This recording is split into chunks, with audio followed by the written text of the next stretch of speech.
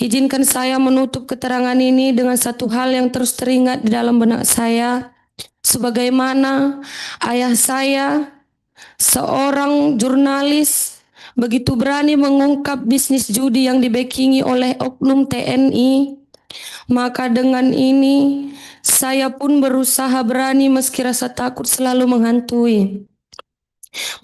Betapa mendatangkan trauma bagi saya bahwa dengan bukti sebesar apapun itu, Koptu Herman Bukit masih bebas dan menjalankan tugasnya, digaji oleh negara, sementara para eksekutor lainnya juga sudah dijatuhi hukuman pidana seumur hidup.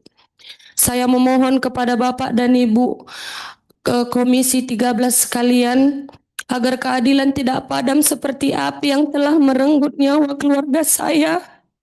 Saya memohon agar tidak ada lagi wartawan seperti ayah saya yang dibungkam sementara aktor intelektualnya masih bebas berkeliaran. Oh, Ibu Eva, silakan. Shalom Bapak Ibu Komisi 13 serta para hadirin rapat sekalian.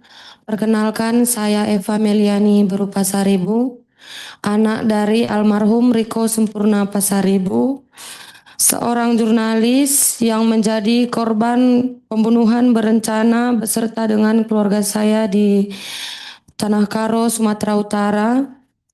Tidak hanya ayah, tetapi ibu, adik, dan anak saya juga ikut tewas pada kejadian tersebut.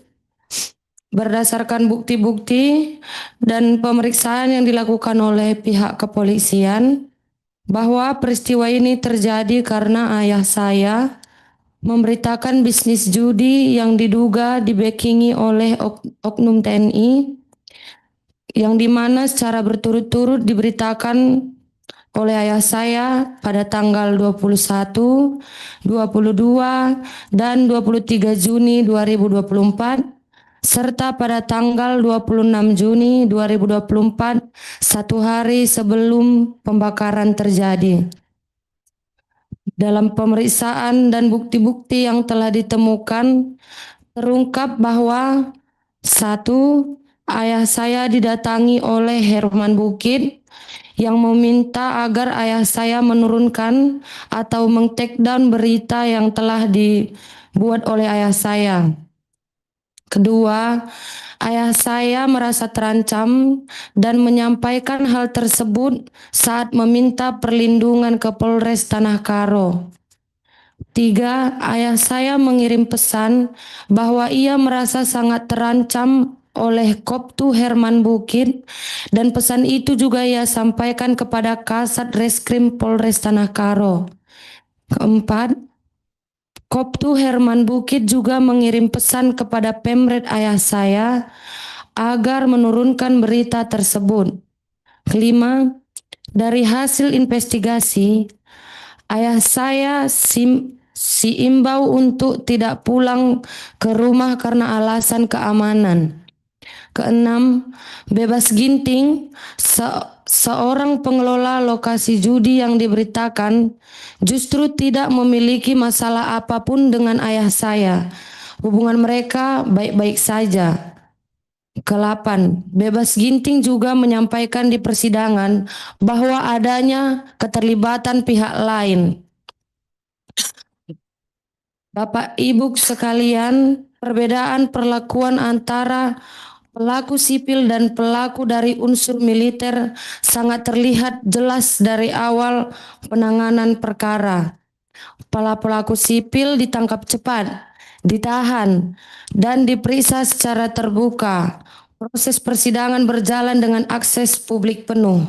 Sebaliknya, proses terhadap Koptu Herman Bukit berlangsung secara tertutup, minim informasi, dan tidak melibatkan mekanisme pengawasan yang memungkinkan keluarga korban atau masyarakat sipil melakukan pemantauan.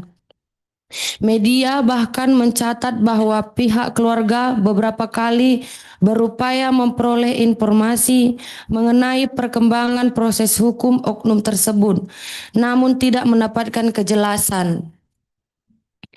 Keadaan ini menimbulkan kekhawatiran mendalam sekaligus luka hukum bagi saya sebagai korban, karena menunjukkan bahwa ketika pelaku berasal dari institusi militer, proses hukum seolah berada di luar jangkauan kontrol publik.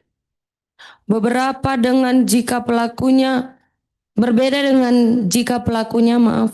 seorang warga sipil.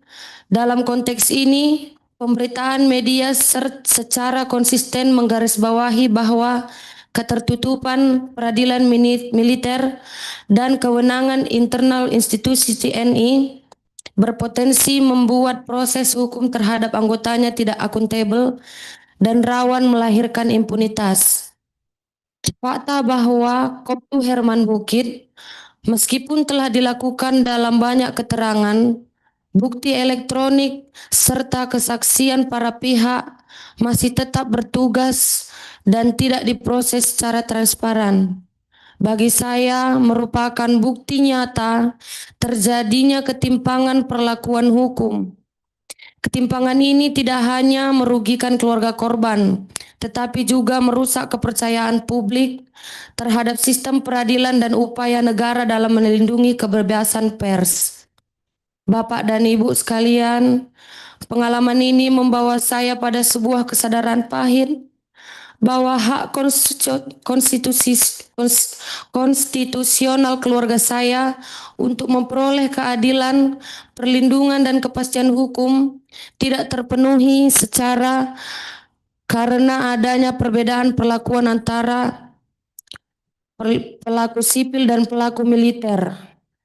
Dalam kondisi seperti ini, saya sebagai korban merasa seolah berhadapan dengan tembok tebal ketika mencari keadilan. Bukan karena kurangnya bukti, melainkan karena identitas institusional dari pihak yang diduga terlibat. Sebagai anak dari seorang wartawan yang dibungkam dengan kekerasan, saya berharap DPR dapat melihat pengalaman keluarga saya sebagai bukti nyata bahwa sistem hukum yang membedakan perlakuan berdasarkan status keanggotaan institusi militer telah melahirkan ketidakadilan substantif. Saya memohon agar DPR mempertimbangkan bahwa setiap orang tanpa terkecuali harus berada pada posisi setara di hadapan hukum, dan proses terhadap anggota TNI yang diduga melakukan tindak pidana terhadap warga sipil seharusnya tidak berdiri di luar mekanisme yang dapat diawasi secara publik. Bapak dan Ibu sekalian, izinkan saya menutup keterangan ini dengan satu hal yang terus teringat di dalam benak saya, sebagaimana ayah saya, seorang jurnalis, begitu berani mengungkap bisnis judi yang dibackingi oleh oknum TNI. Maka dengan ini, saya pun berusaha berani meski rasa takut selalu menghantui. Betapa mendatangkan trauma bagi saya bahwa dengan bukti sebesar apapun itu, Koptu Herman Bukit masih bebas dan menjalankan tugasnya, digaji oleh negara, sementara para eksekutor lainnya juga sudah dijatuhi hukuman pidana seumur hidup. Saya memohon kepada Bapak dan Ibu Komisi 13 sekalian, agar keadilan tidak padam seperti api yang telah merenggut nyawa keluarga saya. Saya memohon agar tidak ada lagi wartawan seperti ayah saya yang dibungkam, sementara aktor intelektualnya masih bebas berkeliaran. Sekian kesaksian dari saya ucapkan terima kasih. Terima kasih, Mbak Eva.